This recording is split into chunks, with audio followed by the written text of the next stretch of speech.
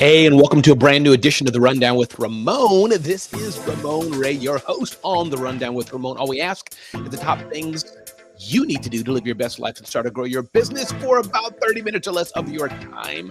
And I'm so glad you're here today. It's a brand new day, brand new episode. And whether you've come into the Rundown with Ramon and you're not feeling so great, well, I'm glad I could be a part of your day. And maybe, just maybe, part of the Rundown with Ramon could help you feel just a little bit better. And or if you're always already feeling fantastically beautiful, then that's great. I can celebrate your greatness with you. However you're feeling, whether you're feeling down or up, I'm glad you're here on the Rundown with Ramon. We have a lot in store for you today. We're going to talk about several things. One, how to be driven to succeed by every metric and still find inner peace. The flagship topic of the day. Did you know that stretching might not always be the answer for your ailments and what you need? Could AI make us 30% happier? We're sure going to find out. Have $100,000. Here are 3 ways to grow that money into $1 million for retirement savings. Are you able to maximize content efficiency with 7 agile practices? How are you able to navigate personalization versus privacy? Going to talk about 7 proven strategies to enhance both personal and professional relationships with reflective listening. What happens when a company sells for less money than it raised in funding? 18 tips to transform employee retention and improve long-term loyalty. Canceling a credit card? Do this first to avoid fees. Again, thanks for being here on The Rundown with Ramon. I'm feeling pretty good today. You know what? Some days you wake up in the morning, some days it's the middle of the afternoon, some days it's the evening and you're not feeling so great. But that is a choice that we get to have. How do we feel? And how do we tell ourselves to feel differently? So we all have a choice. We'll have a way we choose to show up. And again, there may be an excuse you may think you have. Well, because this person did this to me. Well, because I feel this way. Well, because I didn't have this. Well, I had too much of this. Well, it's still a choice. And we get to exercise that every single day. The choice of how we show up. Once again, this is the Rundown with Ramon. Let's get with it today and jump right in. Achieve ambitious goals and inner peace. Is this doable? Can there be big things you want to do and still find peace? Before I even dive into this article written by our friends at Fast Company, I'll give you my thoughts on this. I think the answer is yes, but it's really important to be very clear on how you define inner peace and how you define ambitious goals. Most people I know building the big companies or doing hard things, even if it's not $1 billion company, it could be a $1 million business or $3 million business. My realm of world, it still takes hard work and still takes the same amount of time. The determination, of course, is how big is the risk. If you're going to do that, you have to understand there are some things you most likely will have to sacrifice. And the question you'll have to decide is, are you willing? Do you want to make the sacrifice for those things? That's the key. So yes, you can do big things. You can do quote unquote hard things. And I believe we can still find inner peace at that. Fast Company writes a few things here.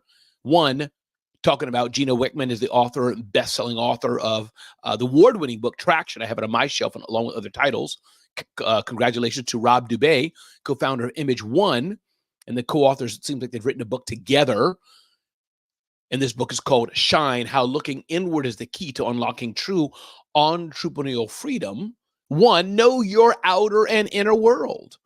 This is very important. Do you know what's important inside? And do you know what's important outward? I've spent 30 years of my life, the article writes, teaching entrepreneurs how to master their outer world, reach the top of the mountain, and succeed by every imaginable metric. They have the business, the money, the people, the accolades, everything needed for success. Once they get to the top of the mountain, however, they feel empty and unfulfilled on the inside. What to do then? Do you know your inner goal and outer goal? Number 2, you are driven. You're one of the top 10% of the people on the planet born with the genetics of a driven person. Being driven is both, though, a blessing and a curse. The blessing is that we, the driven, are born with superhuman stamina, but the curse is we tend to do a lot of the damage to ourselves. Number 3, feelings, thoughts, and decisions come from love or fear. Make sure as we're moving forward to do driven things, to do big things, where are they coming from love or from fear? It is possible to be driven and have peace. This is important. I always thought this was a choice. You either are going to be driven or you're going to have peace. You cannot have both. For most driven entrepreneurs, the fear is that finding inner peace will take away all their drive. That is just not true. You can have peace, inner peace. It's a choice you can make and still do all the things. Number 5, there are 10 disciplines for maximizing your impact and inner peace. This is so important to consider. The 10 disciplines are as follows: 10-year thinking, take time off, know thyself, be still, know your 100%, say no often, don't do $25 an hour work, prepare every night, put everything in one place, and be humble. So to answer the question, and I'd like to know what you think on this, can you be ambitious? Can you go for big goals and still have inner peace? It looks to me like the answer to that question is absolutely yes. Ding, ding, ding, ding, ding, ding, ding. Again, this is the Rundown with Ramon. My name is Ramon Ray. So glad you're here. You can get to know me better at RamonRay.com or ZoneOfGenius.com as we march through today's edition of the Rundown with Ramon. We just talked about, can you do big things? Can you do all the things and still have inner peace? And the answer to that is yes. It's a choice how you choose to do those big things. Moving forward to our next topic of the day is stretching is not always the answer for pain. Right to our friends at CNN. The stretching misconception. Flexibility is valuable, but it's not the only consideration for optimizing joint function. Our joints set the foundation for movement by creating the capacity for your range of motion, and your muscles support joint action. So that's the question. How stretching can increase tension, to their friends at CNN. In cases in which joints are unstable due to issues such as laxity or more, the body will generally compensate by tightening surrounding muscles to provide additional stability. So stretching can increase tension. If you don't recognize when tension is protective in nature and attempt to relieve it by stretching, the body typically responds by increasing the tension. I didn't know that. When stretching isn't the answer, again, talking here from CNN, just giving you advice. This is not medical advice. You should go see a medical doctor. Before using stretching as a quick fix for muscle tension, it's important to ask yourself why you feel tight in the first place. The tight hamstring example. When muscles feel tense, the standard assumption is that they're short and tight, making stretching a logical solution. But your body is a little too complex for a cookie cutter approach. So to make sure that when something happens to your body, stretching may not be the answer for it. It could be something else. They have an exercise here called the breathing bridge. You can look at that yourself. Benefiting from stretching, a stable, balanced approach. They're not saying don't stretch, but it looks like the article here is saying that before you stretch and think that's the ailment to everything in life, be careful what you're doing. Bella, glad you're here. Bella Rigby, thanks for being here on the Rundown with Ramon. Ding, ding, ding, ding, ding, ding, ding. Could AI make us 30% happier? Writes Amy Blankson of Forbes. I don't know. Could AI make us 30% happier? I don't know if that's the case. I don't think it can, but I do think it can help.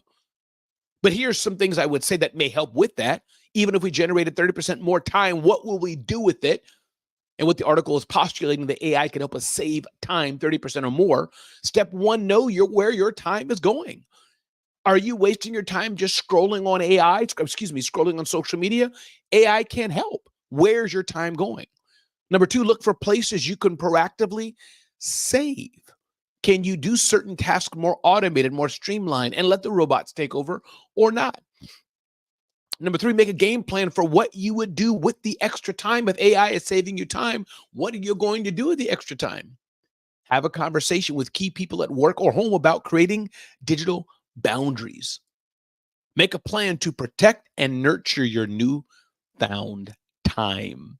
Listen, AI can definitely help us save time. AI can help us do a lot of things right. But the key is make sure that when we get that quote unquote newfound time, that we're leveraging it. Again, everybody, my name is Ramon Ray. Thank you for being here on the Rundown with Ramon. Ding, ding, ding, ding, ding, ding, ding. 100,000 to 1 million for retirement, here are 3 ways to grow it. Hey, Deanna, happy today's day and happy days to you. Today's a brand new day, Deanna. Love having you here, Deanna. Great to have you here. And Deanna asked a great question. Do humans want, Deanna asked, do humans even want to be happier? I don't know. I would think we do, but maybe not. Maybe we're fine as we are. Jump into our next topic, $100,000 to $1 million for retirement. 3 ways that you can grow it from our friends at Fool.com. And most of their advice here is about investing. They don't mention one way, but I'll mention the things they say. If you have $100,000, how do you grow it to $1 million, I believe is the question. Invest $50 per month for 30 years. Okay. Invest $400 a month for 25 years. Or invest $1,000 per month for 20 years. So many of us are relying on Social Security, but you shouldn't just rely on Social Security. The $22,000 you'll get from Social Security, most retirees completely overlook. That's a bonus you get, it seems like they're saying.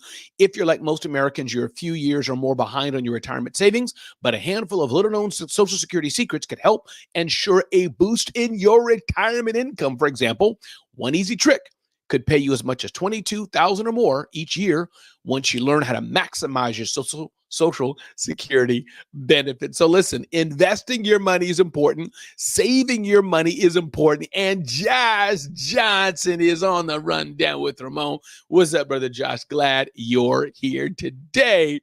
Good to have you here. The word is amazement. Ding, ding, ding, ding, ding, ding, ding.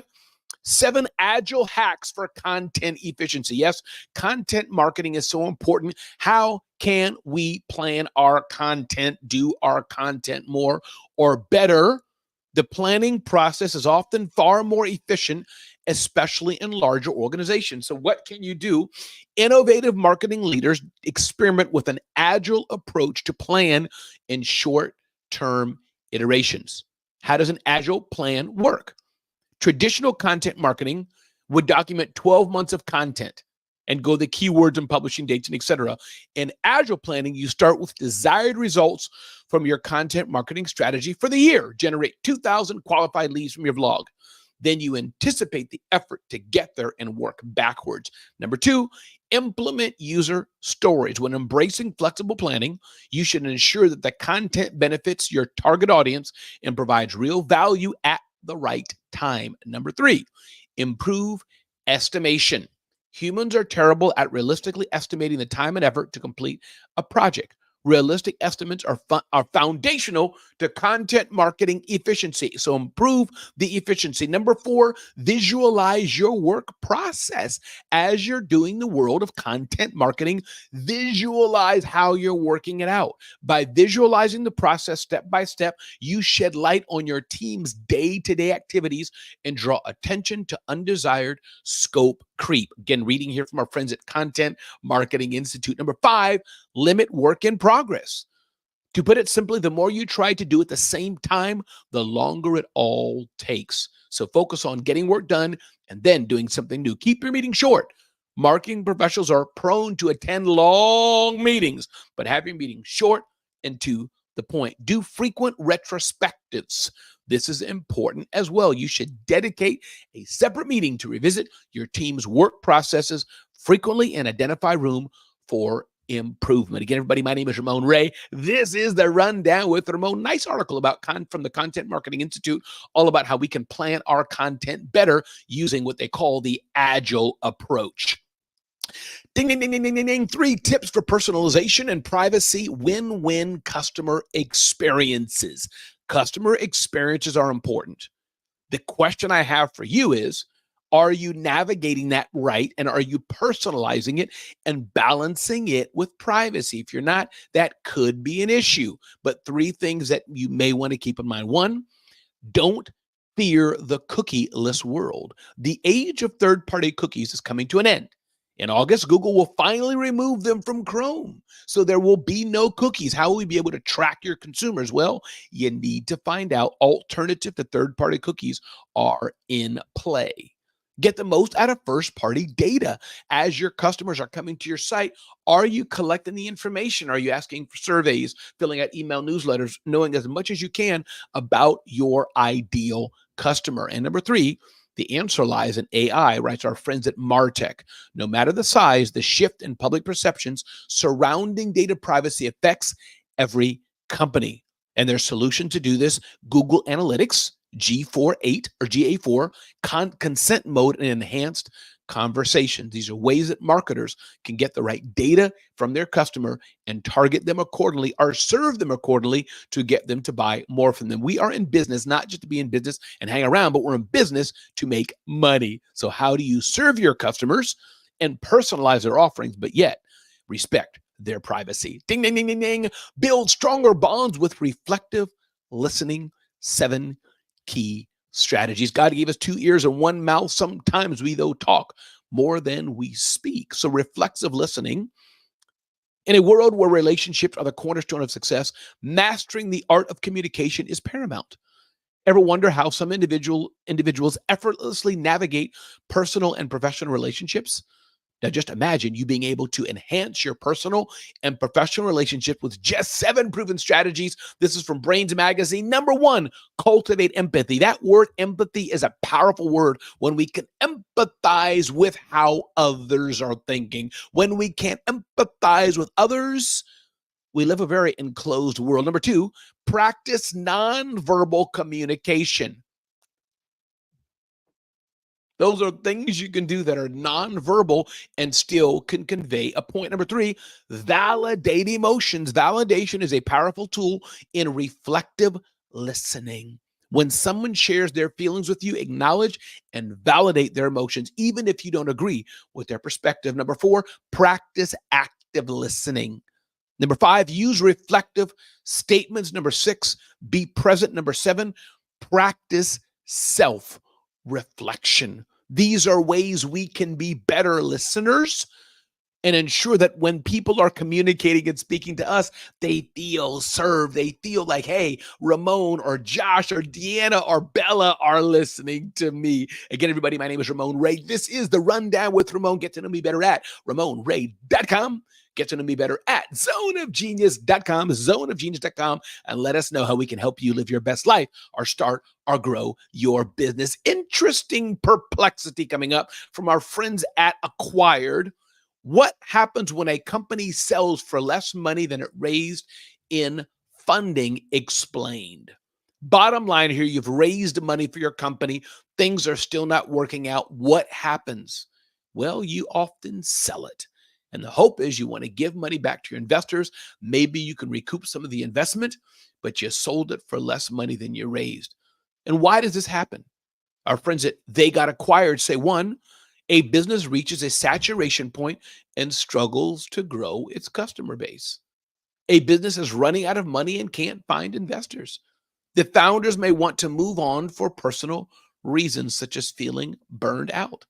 The founders decide they'd rather invest their time elsewhere. Your time is very valuable, Yin said. Maybe there's a bigger opportunity or a better opportunity for you out there. So listen, sometimes you raise money for your company and you realize things are still not working out. What do you do about it? Well, you got to cut your losses, move on, but always do good for your investors. Always do good to people that supported you and helped you along the way. Don't short circuit anybody. And even if you have to, like a business case, not pay back money or whatever it is, at least explain it, treat people well, and as best you can, leave on good terms. Ding, ding, ding, ding, ding, ding, ding. 18 tips to transform employee retention and improve long-term loyalty. Getting long-term employee with customers is important. It's essential, in fact, to have customers like where they're working. Involve employees in CSR initiatives. This is interesting. CSR stands for something relations. Forgot what it stands for. I should know it. Oh, corporate social responsibility. I blanked out there.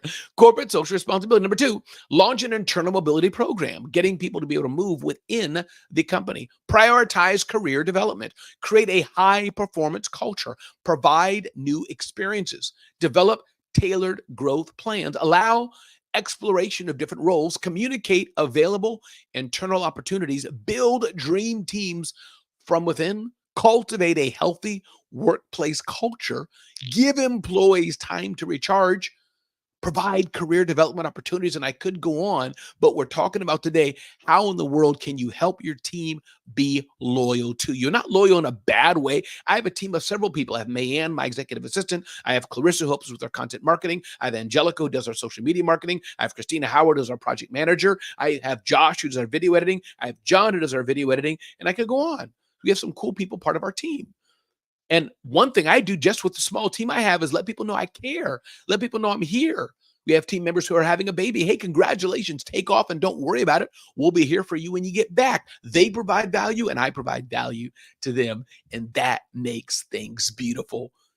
Ding, ding, ding, ding, ding, ding, ding. Canceling a credit card. Do this first to avoid fees. If you got to cancel your credit cards, you can cancel your credit card account if it no longer meets your needs. But before you cancel a credit card, updating the payment method for any bills paid with your card is wise. This can save money by helping you avoid missed or late payment fees and service disruption. So when you cancel your credit cards, it doesn't mean the world's over. You got to make sure you cancel those judiciously and correctly. Listen, as we get ready to end this edition of the Rundown with Ramon, my advice and guidance and admonition and ask of you, go out and make the world a better place. We need you in this world. We need you to show up because there's many people hurting in the world, and they might just be waiting for your insights, for your comment, for your letting them know that they matter. Letting them know that they matter because you matter, because you're watching the Rundown with Ramon. Have a beautiful, blessed day. Go make a difference in this world. Be well and be blessed. Until next time, see you on the next edition of the Rundown with Ramon.